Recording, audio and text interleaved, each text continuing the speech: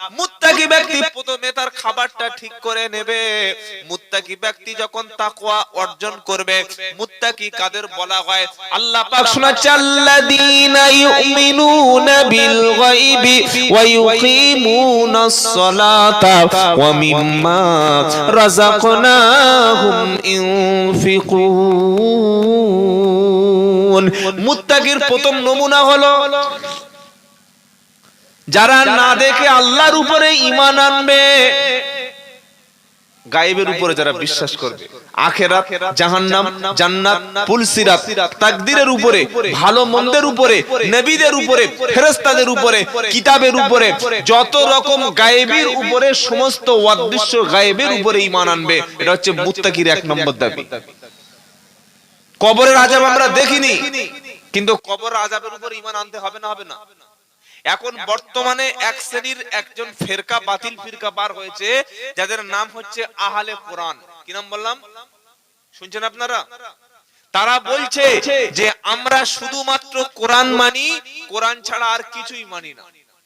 হাদিস বলছে না, হাদিস মানি না। কেন হাদিস মানি না? তাদের যুক্তি হলো যে হাদিস তো আল্লাহর নবী সাল্লাল্লাহু আলাইহি ওয়াসাল্লাম লিখে যায়নি, নবী ইসলামের ইন্তেকালের পরে হাদিস লেখা অনেকগুলো হয়েছে, সুতরাং হাদিসের মধ্যে ভুল থাকতে পারে, কিন্তু কোরআনটাই বিশুদ্ধ, কোরআন মানব। কোন ব্যক্তি যদি শুধুমাত্র কোরআন পড়ে, শুধু কোরআনের উপর আমল করে, সে 2 রাকাত নামাজ পড়তে পারবে? হাদিস হচ্ছে কোরআনের ব্যাখ্যা, হাদিস হচ্ছে কোরআনের ব্যাখ্যা। কোরআনে বলা আছে নামাজ পড়ো, আকিমুস সালাত, কিন্তু নামাজটা কত রাকাত, কোন সময় পড়তে হবে, রুকুতে কি দোয়া বলতে হবে, সাজদায় কি কি দোয়া বলতে হবে, রুকু থেকে উঠে দাঁড়িয়ে কিভাবে কি করতে হবে, এটা কোরআন শরীফে লেখা নাই। এটার ব্যাখ্যা হচ্ছে হাদিস। সুতরাং বাতিল ফিরকা সব সময় সমাজে থাকবে। আমরা যারা মুসলমান, আমরা হাক্কানি ওলামাদের সাথে থাকবো, বলুন ইনশাআল্লাহ। আখিরাতের প্রতি ঈমান আনতে হবে, কবর আযাবের উপর ঈমান আনতে হবে। কবর আযাব দেখা যায় না, কিন্তু আযাব সত্য, কবর আযাব সত্য। কবর আযাব কি জিনিস, এটা যতক্ষণ না মৃত্যুবরণ হবে তার আগে কিন্তু মাথায় ঢুকবে না। আখিরাতের উপর ঈমান আনতে হবে, তাকদীরে ভালো মন্দের উপরে ঈমান আনতে হবে। কারণ আমানতু বিল্লাহি ওয়া মালাইকাতিহি ওয়া কুতুবিহি ওয়া রুসুলিহি ওয়াল ইয়াউমিল আখিরি। এই আল্লাহর উপরে ঈমানটা এত গুরুত্বপূর্ণ। ওযু যেমন নষ্ট হয়, ওযু যেমন ভেঙে যায়, আল্লাহকে না দেখে যে বিশ্বাস করেছি, এই বিশ্বাস করার পরে ঈমানটাও অনেক সময় নষ্ট হয়ে যায়। ঈমান কি হয় যদি বলেন না? কেউ ওযু করেছে, বাড়িতে নামাজ পড়তে যাবে, হঠাৎ তার পিছনে রাস্তা থেকে বাতাস বার হয়ে গেল, আওয়াজ হোক আর না হোক সে মনে মনে ভাবলো এবং বুঝতে পারলো কিছু একটা বার হয়ে গেছে, ওযু আছে। বলেন, ওই অবস্থায় যদি নামাজ পড়ে, নামাজ হবে? ভালো করে বলুন, হবে না তো? কেউ ধরুন নামাজ পড়ার জন্য বাড়ি থেকে ওযু করেছে, ওযু করার সময় ডান দিকের পাটা ভিজুইনি, মনে নাই, পাটা তার ধোয়া হয়নি, সব ধুয়েছে, কিন্তু ওযুর জন্য ডান পাটা ধুইনি, ওযু কি হবে? 75% হবে তো? 80% হবে না? আরে একটা অংশ তো ধুইনি, হবে না? হবে। ওই অবস্থায় যদি সে ব্যক্তি নামাজ পড়ে, তার নামাজ কেন হবে না? ওযু না করলে, পবিত্র অর্জন করলে তার নামাজ হবে না। কেউ যদি ভুলেও ওযু না করে নামাজ পড়ে, তার নামাজও কেন হবে না? পবিত্রতা অর্জন করা ফরজ। কেউ যদি ওযু করে ঘুমিয়ে পড়ে, ওযু ভাঙবে না? ভাঙবে না? ওযু ভাঙার কারণগুলো প্রথমে শুনুন, তারপর ঈমান ভাঙার কারণ বলছি। পেশাব করলে ওযু ভেঙে যায়, পায়খানা করলে ওযু ভেঙে যায়, পেশাব এবং পায়খানা রাস্তা থেকে কিছু বার হলে ওযু ভেঙে যায়। কেউ যদি ঘুমিয়ে পড়ে যায়, ওযুটা নষ্ট হবে। বেহুশ হয়ে গেলে ওযু নষ্ট হবে। কেউ যদি পাগল হয়ে যায় ওযু নষ্ট হবে, কেউ যদি সেন্সলেস হয়ে যায় ওযু নষ্ট হবে। ওযু যদি কারো নষ্ট হয়, সে যদি বুঝতেও না পারে, ওই অবস্থায় নামাজ পড়লে নামাজ হবে না। ঠিক তেমন ভাবে ওযু যেমন আমাদের অনেকের ভেঙে যায়, আমাদের ঈমানটাও ভেঙে যায়, এটা জানা আছে? কি বলছেন? ঈমান যে ভেঙে যায় জানা আছে? জানা নাই।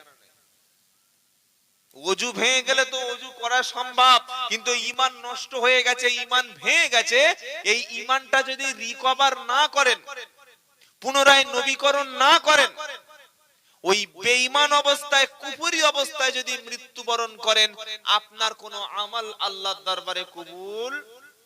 ইন্নাল্লাযীনা কাফারু ওয়া মাতু ওয়া হুম কুফফারুন ফালাই ইকবালা মিন আহাদিহিম মিলউলিল আরদি যাহাবাও ওয়ালা বিত্তাদা বিহি উলাইকা লাহুম আযাবুন আলীম। তৃতীয় পারা 20 পৃষ্ঠা 12, 13, 14, 13, 14 নম্বর লাইনে 91 নম্বর আয়াত, সূরার নাম আল ইমরান।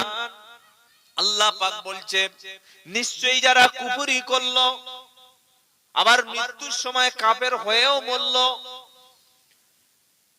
কিয়ামতের দিন সে যদি স্বর্ণ পরিমাণ, পৃথিবী পরিমাণ যদি স্বর্ণ দান করে, ফালাই ইকবালা মিনহু, কখনো আল্লাহ পাক সেটাকে কবুল করবে না। তার স্বর্ণ সোনাকে গ্রহণ করে আযাব থেকে তাকে রেহাই দেওয়া, জোরে বলুন, হবে না। ঈমান ভাই কি কি কারণে? ঈমান ভাঙার প্রথম কারণ হলো আল্লাহর সঙ্গে শিরক করা। কি করা? বলেন না। ইন্নাহু মান ইশরিক বিল্লাহ ফাকাদ হারামাল্লাহু আলাইহিল জান্নাহ ওয়া মাআহুন নার ওয়া মা লিয-যালিমিনা মিন আনসার।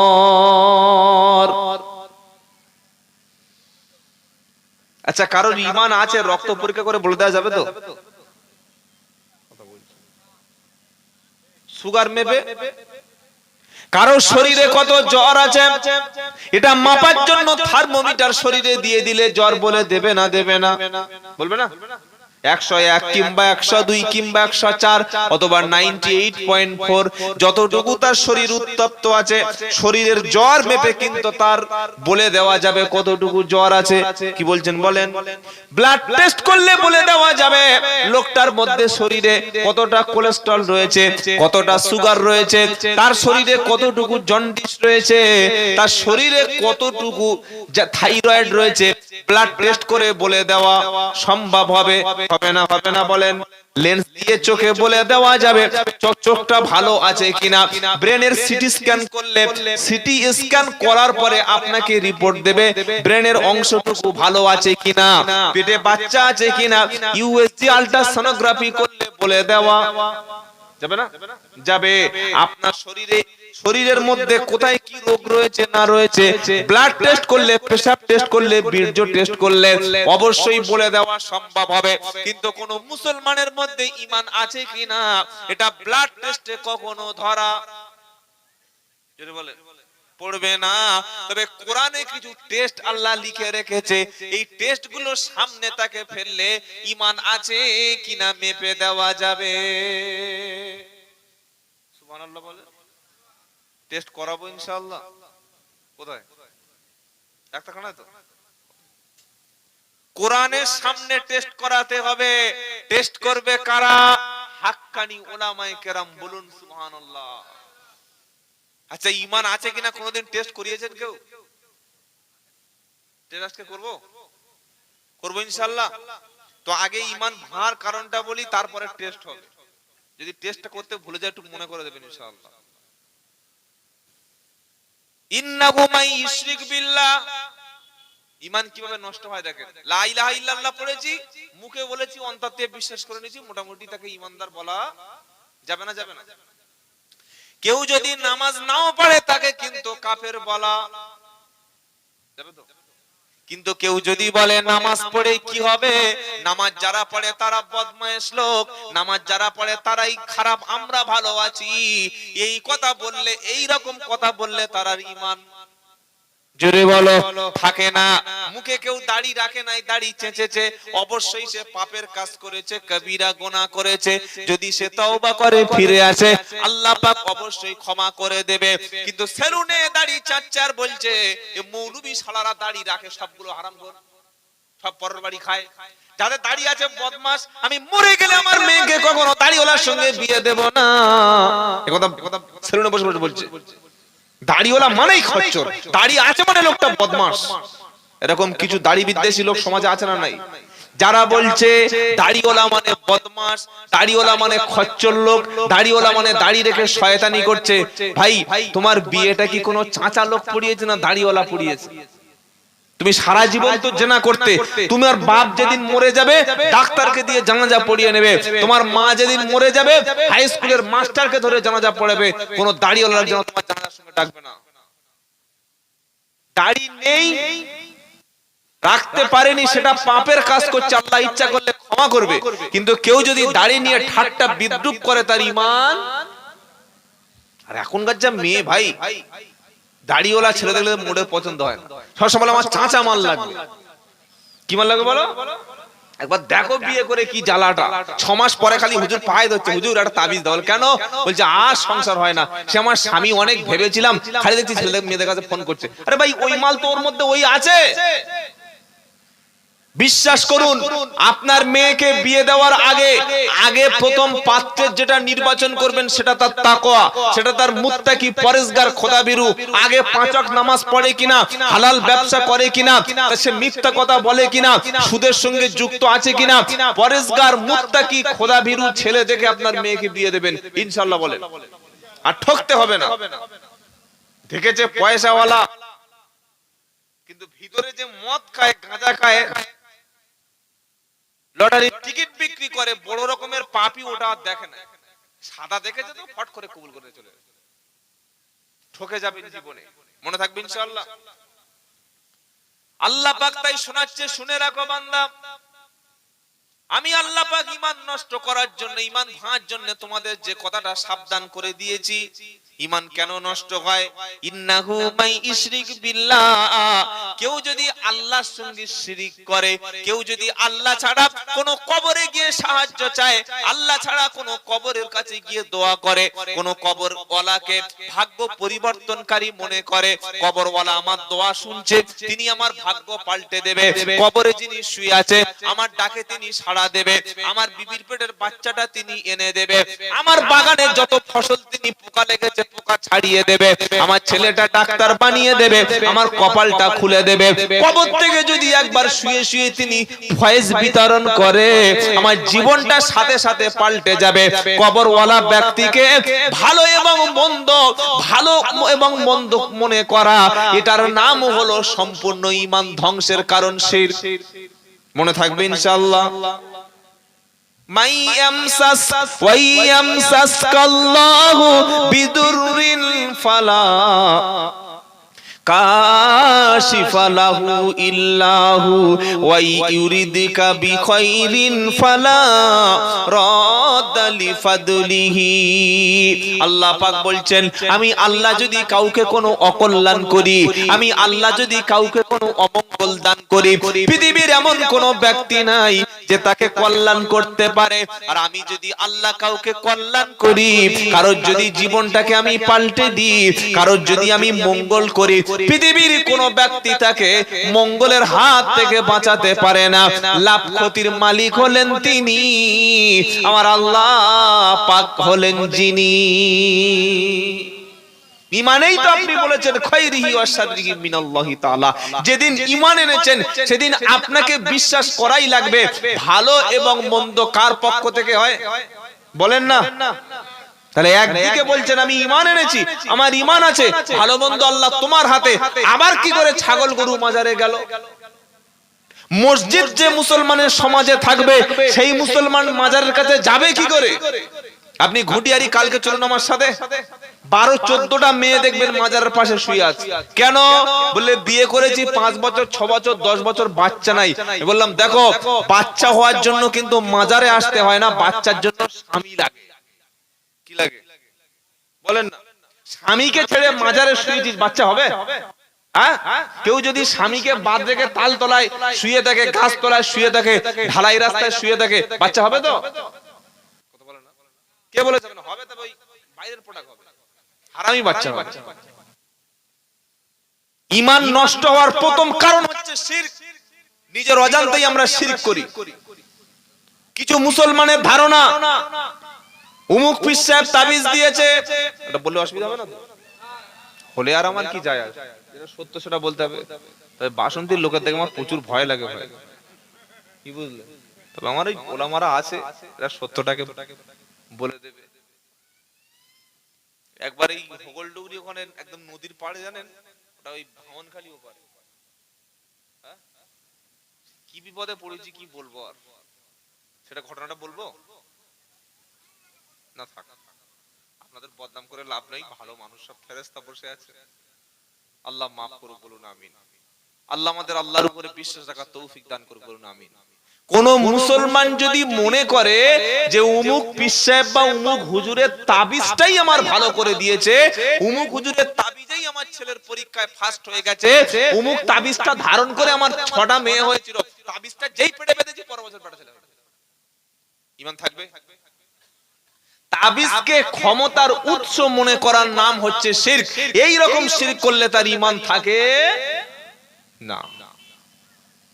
কেউ যদি মনে করে ডাক্তার আমাকে বাঁচিয়েছে, অমুক বড় ডাক্তারকে আমি দেখিয়েছিলাম 500 টাকা ভিজিট, 1000 টাকা ভিজিট, কিংবা চিত্তরঞ্জনে দেখিয়েছিলাম হয়নি, এনআরএসে হয়নি, এখানে হয়নি, কলকাতায় হয়নি, ভেলোরে গিয়েছিলাম বলে ওই ডাক্তার ছিল বলে আমি বেঁচে আছি, এটা এই কথা বিশ্বাস করলে কিন্তু তার ঈমানটা।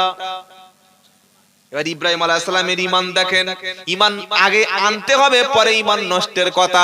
ইব্রাহিম আলাইহিস সালাম বলছে ওয়া ইদা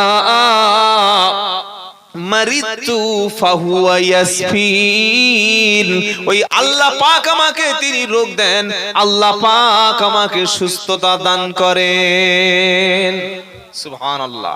কোন মুসলমান যখন ঈমান আনবে, কোন মুসলমান যখন বিশ্বাস করবে যে খায়রিহি ওয়া শাররিহি মিনাল্লাহি তাআলা, ভালো এবং মন্দ আল্লাহর পক্ষ থেকে হয়, পৃথিবীর কোন তাবিজ, পৃথিবীর কোন ওষুধ, পৃথিবীর কোন মঙ্গল আমাকে কিছু করতে পারে না, এই বিশ্বাস করলে ঈমানওয়ালা ব্যক্তি বিপদে পড়লে কখনো সে হতাশ হবে না, বলুন সুবহানাল্লাহ।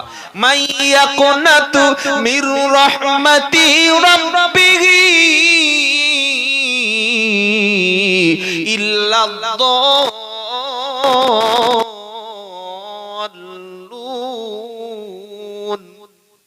আল্লাহ পাক বলছেন কেবলমাত্র গোমরাহ, কেবলমাত্র পথভ্রষ্ট, কেবলমাত্র পথভ্রষ্ট লোকেরাই আল্লাহর রহমত হতে নিরাশ হয়ে যায়। তাই ঈমান ভাঙার 1 নম্বর কারণ হলো কবরে যিনি আছে, মাজারে যিনি আছে, তাকে সাহায্যকারী মনে করা হলো ঈমান ধ্বংসের কারণ।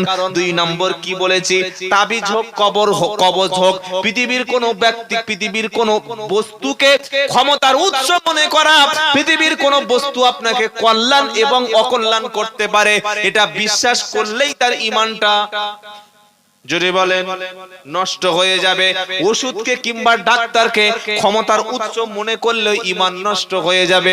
কথা মনে থাকবে ইনশাআল্লাহ। কাউকে যদি গায়েবের খবর উনি রাখে, এই কথাটা যদি কারোর সম্পর্কে ধারণা করি যে ইনি গায়েব জানে, ইনি অদৃশ্যের খবরটা জানে, অন্য জায়গায় বসে বসে আমার এখানে কি হচ্ছে বলে দিতে পারে, এটাও বললে তার ঈমানটা, জোরে বলেন, নষ্ট হবে। অনেক ভণ্ড বেদাতি বক্তা বলে আমার নবী হলো আলিমুল গায়ব। বললে কেন? বলে আল্লাহর নবী মদিনা থেকে তিনি পৃথিবীর সমস্ত উম্মত কি করছে না করছে, নবী তিনি সবকিছু বুঝতে পারেন। এমন কি আমরা যেখানে বসে বসে মিলাদ পড়ছি, আল্লাহর নবীও মদিনা থেকে তিনি মিলাদ এসে হাজির হয়ে আমাদের সঙ্গে দাঁড়িয়ে গেছে। নবীর আলিমুল গায়ব, শুনতে পাচ্ছেন না? পারে না? এবার আল্লাহ পাক বলছে গায়বের খবর জানে একমাত্র কে? জোরে বলেন। গায়েব মানে অদৃশ্য, যেটা চোখে দেখা যায় না।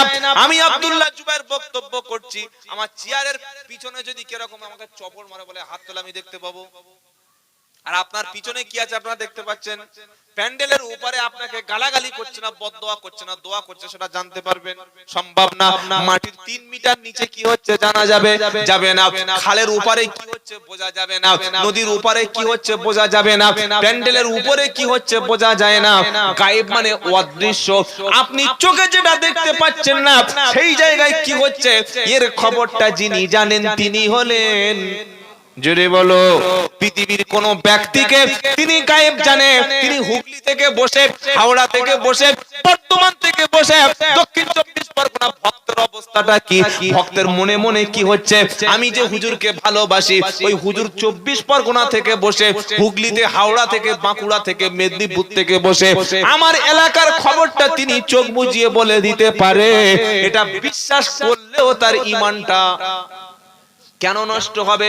এবার কোরআনের রেফারেন্স, কুল্লা আমলিকু লিনাফসি নাফআও ওয়ালা দাররান ইল্লা মাশা আল্লাহ ওয়ালাউ কুনতু আ'লামুল গায়ব লাস্তাকসারতু মিনাল খায়র ওয়া মা মাসসানিয়াসু। 9 নম্বর পারা 14 নম্বর পৃষ্ঠায় 1 নম্বর লাইনের 188 নম্বর আয়াত, সূরার নাম আল আরাফ। আল্লাহ পাক বলছেন, কুল, হে নবী আপনি বলুন, লা আমলিকু লি নাফসি নাফআও ওয়ালা দাররা, নবী আপনি বলুন, আপনি আপনার নিজের জীবনের লাভ এবং ক্ষতির মালিক আপনি নন। শুনতে পেলেন? আল্লাহ বলছেন, কুল, নবী বলো, লা আমলিকু লি নাফসি নাফআও ওয়ালা দাররা। এর পরেও যদি কোন পীর সাহেবকে, কোন বুজুর্গ ব্যক্তিকে, কোন আলেমকে, কোন মৌলবীকে, কোন পাকড়িওয়ালাকে তিনি আমার লাভ করবে, তিনি আমার কল্যাণ করবে, তিনি আমার ক্ষতি করবে, তার দোয়ায় আমার কপালটা খুলে যাবে, সে ফু দিলে আমার ব্যবসা ভালো হবে, সে আমাকে অনেক কিছু করে দিতে পারে, এটা বিশ্বাস করলে আপনার ঈমান আছে কিনা প্রশ্নের মধ্যে ফেলে দেবে। আল্লাহ পাক শোনাচ্ছে, কুল, হাবিব বলুন, লা আমলিকু লিনাফসি নাফআও ওয়ালা যাররা, নবী আপনি বলুন, আপনি আপনার নিজের কল্যাণ এবং অকল্যাণের মালিক নন। কে বলছে? নবী, লা আমলিকু লিনাফসি নাফআও ওয়ালা যাররা, আমার জীবনে যত লাভ, আমার জীবনে যত ক্ষতি, নবী বলছে এর মালিকানা, এর অধিকার বা এটার মালিক আমি আল্লাহর নবী নই, ইল্লা মাশাআল্লাহ। এটা কেন বললেন?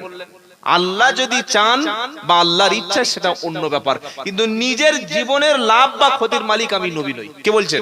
আল্লাহর নবীকে আল্লাহ বলাচ্ছেন কোরআনে। নবী আপনি এটাও বলুন, ওয়ালাউ কুনতু আ'লামুল গায়ব। একদল বেদাতি সুন্নি পীর আছে যারা নিজেদেরকে রেজবি বেরিলি বলে দাবি করে, শুনেছেন না? মেদিনীপুরে প্রচুর আছে, বাঁকুড়ায় আছে, বীরভূমে আছে, মুর্শিদাবাদে আছে, তারপরে পাথরচাপড়ি তো প্রচুর আছে। তারা দাবি করে যে আমাদের পীর সাহেব চোখ বুজিয়ে 300 কিলোমিটার দূর থেকে মুরিদের অবস্থা বলে দিতে পারে। বলুন, এটা বিশ্বাস করলে কোন মানুষের ঈমান থাকবে? চোখ বুজে একটা মানুষ 300 কিলোমিটার দূর থেকে একটা ঘটনা বলে দিচ্ছে। আস্তাগফিরুল্লাহিল আযীম, আস্তাগফিরুল্লাহিল আযীম। কিভাবে মানুষকে ধোঁকা দিচ্ছে দেখেন। অথচ আল্লাহর নবী সাল্লাল্লাহু আলাইহি সাল্লামের ঘটনা একটা বলি বুখারী শরীফ থেকে। এই বিশ্বাসটা প্রথমে রাখতে হবে যে গায়েবের খবর, অদৃশ্যের খবর, কোথায় কি হচ্ছে না হচ্ছে, অদেখা যেটা ভবিষ্যতে কি হচ্ছে, অমুক জায়গায় কি হচ্ছে, এই সমস্ত সবকিছুর জ্ঞান, সবকিছুর খবর কে রাখেন? জোরে বলেন, আল্লাহ। কিন্তু আল্লাহ রাখেন, আবার নবীও রাখেন, কিংবা পীর সাহেব তিনি মানুষের অন্তরের খবর 300 কিলোমিটার দূর থেকে চোখ বুজিয়ে তিনি কিছু খবর পরিবেশন করতে পারে। আর এইটাকে বিশ্বাস যদি কোনো মানুষ মনে করে, তাহলে আল্লাহ আলিমুল গায়ব হলেন, আবার নবীও আলিমুল গায়ব, নবীও অদৃশ্যের খবর জানেন।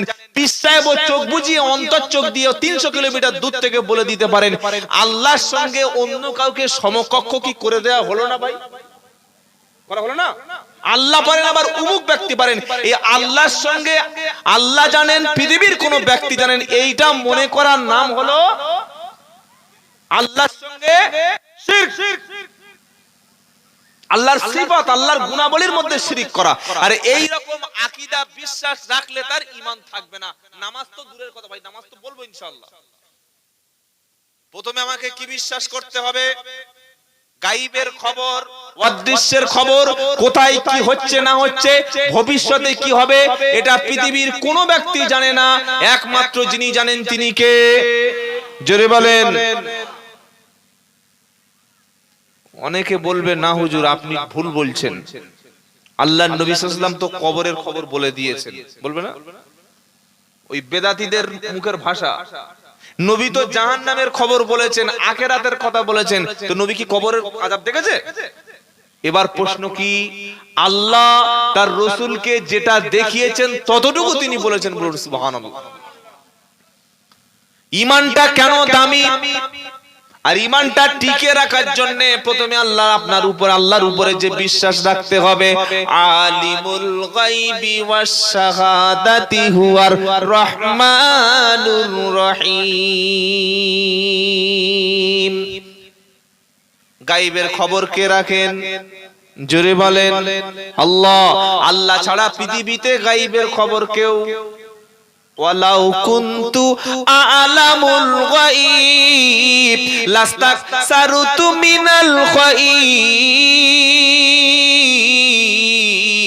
আল্লাহ পাক বলছেন নবী বলুন, নবী বলছে যদি আমি অদৃশ্যের খবরটা জানতাম, যদি গায়বের খবরটা জেনে নিতাম, ভালো মন্দ সবকিছু যদি আমি গায়বের খবর হিসাবে জেনে নিতাম, তাহলে কোনো খারাপ জিনিস আমাকে স্পর্শ করতো না।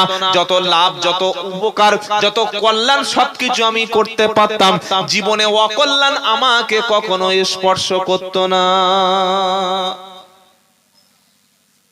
যারা বলছে আমার পীর সাহেব চোখ বুজিয়ে হুগলি থেকে, হাওড়া থেকে 24 পরগনার কটা কি ক্ষতি হচ্ছে বলে দিতে পারে, কিংবা আমার নবী গায়বের খবর জানতেন, এই বিশ্বাসটা কোন মুসলমান আহলে সুন্নাতুল জামাত কেউ করতে পারে না। কথা মনে থাকবে। তবে আল্লাহ তার রাসূলকে যতটুকু গায়বের খবর জানিয়েছেন জিবরাইল দ্বারা, ততটুকু তিনি জানেন। মনে থাকবে ইনশাআল্লাহ। আরো একটা কারণে ঈমান নষ্ট হয়, সেটা কি? নবী বললেন মান হালাফা বিগাইরিল্লাহি ফাকাদ আশরাক। কেউ যদি আল্লাহ ছাড়া অন্য কারোর নামে শপথ করে, ঈমান কি হবে? বলেন না, নষ্ট হবে। কেউ যদি বলে মার কসম, বাপের কসম, দাদার কসম, ভাইয়ের কসম, কাবার কসম, আল্লাহ বলছেন নবী মান হালাফা বিগাইরিল্লাহি ফাকাদ আশরাক।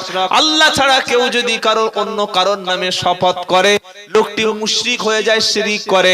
মুশরিক করলে তখন তার ঈমান নষ্ট হয়ে যায়। আল্লাহ ছাড়া কখনো কারোর নামে শপথ করব না ইনশাআল্লাহ বলেন।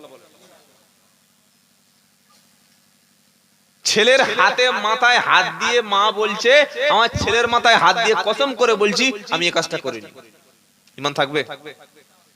স্বামীর মাথায় বলছে তুমি আমার মাথায় হাত দাও, আর আমি তোমার মাথায় হাত দিয়ে বলছি, কেন?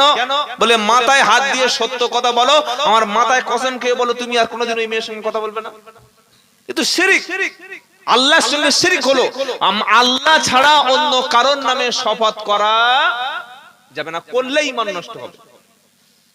ঈমান নষ্টের আরেকটা কারণ শুনে রাখেন, ঈমান ভাঙার কারণ। কেউ যদি আল্লাহ ছাড়া পৃথিবীতে অন্য কাউকে রিজিক দাতা মনে করে, কি মনে করে? রিজিক দাতা, রাজ্জাক হলেন আল্লাহ। ইন্নাল্লাহা হুয়ার রাজ্জাকুল কুওয়াতিন মাতিন। আবার কোরআনে আল্লাহ অন্য জায়গায় বলছে মা মিন দাবাতিন ফিল আরদি ইল্লা আলাল্লাহি রিজকুহা। 12 পারার প্রথম পৃষ্ঠায় 6 নম্বর আয়াতে 1 নম্বর লাইনে সূরা হুদের মধ্যে আল্লাহ পাক শুনিয়ে দিয়েছে, পৃথিবীতে এমন কোন প্রাণী নাই যে তার রুজির ব্যবস্থা আল্লাহ তাআলা গ্রহণ করে নাই। সবার রুজির দায়িত্ব যিনি নিয়েছেন তিনি কে? জোরে বলেন। কেউ যদি জমিকে মনে করে এই জমি আছে বলে আমি বেঁচে আছি, দোকানটা আছে বলে আমি বেঁচে আছি, আমার ব্যবসা বাণিজ্য আছে বলে তবে আমার খাওয়া হচ্ছে, তা না হলে আমার খাওয়া হতো না, এমন কথা কোনো মুমিন কখনো ইমানদার বিশ্বাস জোরে বলো করবে না, কারণ রুজির মালিক হলো আল্লাহ। অনেক মুসলমান ইদানিং বলে দেখছি একটা ছেলে, কেন রে ভাই, বলে না ঝামেলা সব, দিনকাল ভালো নয়, কি খাওয়াবো, কোথায় পড়াশোনা শেখাবো, একটাকে মানুষের মতো মানুষ করবো। কার মতো মানুষ করবো? মানুষ তুই করবি? হ্যাঁ, ছাগল কথা। পড়িয়েছে ইংলিশ মিডিয়ামে, দামি স্কুলে ভর্তি করেছে, মনে করছে মানুষ হবে। কেমন মানুষ হচ্ছে একবার চিন্তা করো। রাগ করো না, ইংলিশ মিডিয়াম খারাপ না, তবে ইংলিশ মিডিয়াম থেকে শেখার আগে যদি কোরআন তার মধ্যে না থাকে, একটা ছাগল তৈরি হবে। কি তৈরি হবে বলো? যে ছাগলের উপরে এত রাগ কেন? বাচ্চা ইংলিশ মিডিয়ামে গেল, মা খুব খুশি হলো, আমার বাচ্চা ইংলিশ মিডিয়াম থেকে ফিরে এসে ইংলিশে কথা বলবে। ম্যাডাম শিখিয়ে দিয়েছে, বাড়ি গিয়ে বলবে গুড মর্নিং, মাকে মা বলবে না, বলবে মাম্মি। কি বলবে বলো? বলো না। বাড়িতে গেছে ইংলিশ মিডিয়ামে, প্রথম দিন পড়েছে, একটু র্যাট ক্যাট স্যাট মোটামুটি ভালো ভালো ঝটঝট করে দু চারটে শিখে এসে বাড়িতে এসে বলছে গুড মর্নিং মাম্মি মাম্মি। ছিল মাম্মিটা কি রে? আচ্ছা মামি কাদের বলি আমরা ভাই? হ্যাঁ, মামুর বাংলা ভাষা, মামুর বউ, স্ত্রী, ওয়াইফ। মামার স্ত্রীকে আমরা বলি মামি। তো মাকে তোর মামু বিয়ে করে না, তোর বাপ বিয়ে করেছে? কি বলছে না ছেলেরা? আপনারা দেখেননি নাকি শহরের ছেলেপুলেগুলো ইংলিশ বলে শিখেছে মাম্মি, ও মাম্মি, আর বাপকে কি বলছে? ড্যাডি। ছি ছি ছি ছি। হয় আব্বা বল, তা না হলে বাবা বল। বাবা তো বাংলা ভাষা, এতে কোনো লজ্জা আছে নাকি? বাবা, বাবা বল, আব্বা বল, আব্বু বল, ড্যাডি। ছি ছি ছি ছি। তওবা তওবা তওবা। কি শিখেছে দেখো, ইংলিশ মিডিয়াম থেকে শিখে আসলো। ওই ছেলে যখন মাধ্যমিক পাশ করলো তখন নামাজ নাই, রোজা নাই, পেশাবের সময় বসার দরকার নাই, আছে? বলেন না। হারাম হালাল তার কাছে কোনো আর কিছু নাই, সুদের মাল খাচ্ছে আর বলছে মৌলবীরা দেশটা ধ্বংস করেছে সুদকে হারাম বলে। ঈমান থাকবে? জোরে বলো। আচ্ছা সুদ মৌলবীরা হারাম করেছে না আল্লাহ হারাম করেছে? কোন পৃথিবীর কোন বক্তার, পৃথিবীর কোন মৌলবীর কোন ক্ষমতা নাই একটা হারামকে হালাল বানানো, আরেকটা হালালকে হারাম বানানো। পৃথিবীর কোন ক্ষমতা মৌলবীর আছে? জোরে বলো। কারণ ইসলাম কমপ্লিট, ইসলামের মধ্যে বাড়ানো কমানো কোনো ক্ষমতা নাই। অনেকে বলে মৌলবীদের ঘুরন ফিরনের কল আছে, এটা বলে না? বলে না। যারা যারা পড়েছেন আগে তওবা পড়ুন, আগে 3 বার তওবা ইস্তিগফার পড়ুন, কলেমা পড়ে নিন, একবার তবে বক্তব্য করব। আল্লাহর কসম করে বলছি মৌলবীর বাপেরও ঘুরন ফিরনের ক্ষমতা নাই। ইসলাম যতটুকু ঘোরাতে বলেছে ততটুকু।